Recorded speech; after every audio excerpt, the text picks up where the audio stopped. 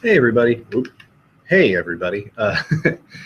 Today is Thursday, the 10th of December. Where is this month going? It's also notably the debut of season 2 of Serial. Everybody needs to listen to that podcast if they don't already. And moreover, everybody, obviously, that's the second most important item of media coming out today, the first being this video. Anyway, let's go ahead and play some LearnedLeague.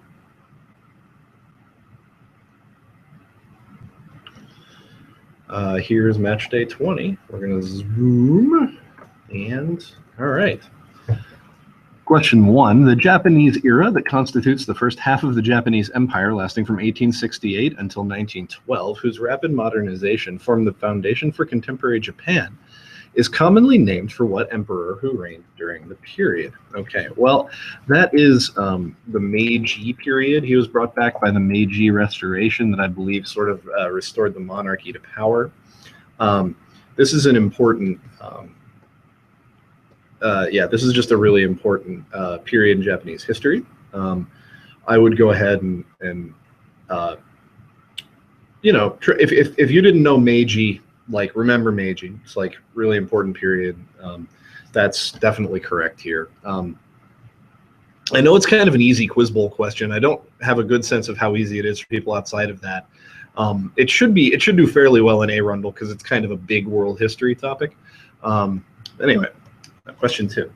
Zephyr, Isabel, Palmflora, Alexander, and Celeste are among the characters in the series of children's books featuring what fictional benevolent dictator, who is both Celeste's second cousin and husband? Who? Children's books typically means one of two things. Either means young reader books like Ramona Quimby, or picture books. And so as I'm thinking, it's probably logical to go through the picture books first. So I'm just trying to think of like books about kids. I mean, Little Lord Fauntleroy popped into my head, but I don't think he's not really an actual dictator. So a dictator would be like a king. And don't immediately think of any children's books about a king. The names look slightly French. Okay, well, Babar is a prince. Certainly. It's pretty benevolent. It's a nice elephant. Does that seem like a good guess? I've never read a Babar book in my life at all. We never had them. I assume my parents didn't get them for me because they're very long. That's what my wife's told me. They're very long and they bother her. She doesn't like to read them either. She's a children's librarian, but won't get them for her kids. She's told me that. So I'm going to go ahead and put Babar. Feels quite logically correct. Did he get married? Babar got married? I'm worried it's the king as opposed to the prince, because isn't Babar a prince? Nah, I don't know. That's all I've got to put. I don't know his dad's name, if that matters. Anyway, question 3.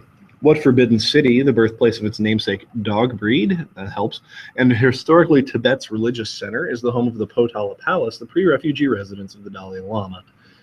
I think this is often thought of as the capital of Tibet. I mean, obviously, Tibet, with the disputed sovereignty and everything, doesn't have a real capital, but certainly the Lhasa Apso is a dog breed. Certainly Lhasa is a city in Tibet, and I'm pretty sure that is right. Lhasa Apso is there to help, kind of confirm that. Question 4. What is the name of the bite-sized candy, a variation introduced by the Hershey Company in 1993, which consists of strips of milk chocolate and sweet white cream formed into a familiar flat-bottomed teardrop shape? Okay, it's not a Kiss. This, I believe, is Hershey's Hugs. This is they showed the cream wrapping around the chocolate in the commercials, and I believe that's Hershey's Hug. I don't know if they call because I know those maybe the ones that I really like that are Hershey's Kisses are white chocolate peppermint, and they've got red with white. I don't know if those are peppermint Hugs or peppermint Kisses. They might be peppermint Hugs actually. So that might be part of the reason that's sticking with me. Those are good. I want to go eat some of those now. They're seasonal. Anyway, toss up question 5. Toss up 5. Back to Quizmal. Question 5. The theatrical drama Inherit the Wind, which debuted on Broadway in April 1955, is a barely veiled fictionalization of what historical event from 30 years prior? That's the Scopes trial, Scopes Monkey trial. That's extraordinarily easy for Learned League. I typically expect questions to be harder, but I mean, everybody read Inherit the Wind in high school, and if they didn't, I'm sure they've heard about it in trivia tons of times. It's totally fine. I mean, it's good to have some questions that are easier than others. That's extremely easy. Like, I almost feel like I just want to zero it. I don't think it's, yeah, I think it's harder than, or I think it's a lot easier than everything else. This is pretty easy too. Question 6. In the common elementary mathematical order of operations mnemonic PEMDAS, I learned that is please excuse my dear Aunt Sally. I don't know for what. What operation does the letter E stand for? Okay, so those are parentheses, exponent, multiply, divide, add, subtract. So it is exponent, or, you know, raising something to a power. I don't know. Obviously, like, any 19-year-old would remember this from school, probably, because I assume they learned either PEMDAS or please excuse my dear Aunt Sally, or something like that. Looking at defending these, I feel like Hershey's Hugs might get a 2. I think a lot of people may not pay that much attention to their existence. I have no good sense. I never hear people talk about the Babar books. I know they're like fairly popular. Good sense of whether that's going to be correct or not. But I think what I'm going to do is put, I really want to put a 3 on it. It was the hardest thing for me. It might be the hardest thing for other A-Rumblers. But then again, if you've read any of them, you might know that. I know there was a Babar show for a while. Exponent's going to get a 1. You got to put something on the math every time. So we're down to Lhasa, Babar, Meiji, and we have a 1, a 2, and a 3. Probably.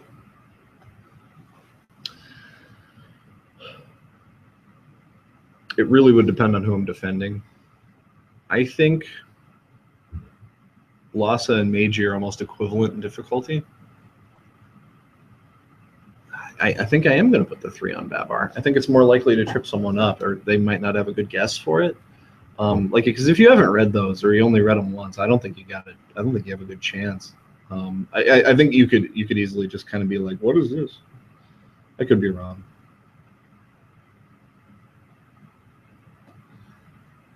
And then, yeah. All right. I'm going to go ahead with Lhasa on the 1 and Meiji on the 2. This is tricky. Like, maybe these are just both 2s and Hugs is a 1 because people know that. I don't think, like, Hershey's Hugs, like, you don't talk about them, right? It'd be like asking somebody to name something like Wild Berry Skittles or something like that. Like, I don't think they're a candy that comes up that much in the popular imagination. So I really do want to put a 2 on it. I guess I'll just put the 1 on Lhasa. This may be terrible for the aggregated Rundle, but I feel like more people are going to miss that than we think. And I feel like there's not a high correlation between your overall, like, Rundle and that question. There shouldn't be anyway. All right. I mean, I might not even be right about Babar. Like, what if it's harder than that? It's not The Little Prince. It's not like... Is Babar a king? Maybe he is a king. Maybe that makes that even better. Yeah, I think that's right. It's got to be right? All right. Yeah. Sorry, having doubts today. Let's see if we get to pump the fist. All right. Meiji is right. Babar is right. Sweet. Lhasa, Hugs, Scopes, and exponents. Great. So that's our day for today. And we will be, so I'll be checking in tomorrow. Have a very good one, everybody.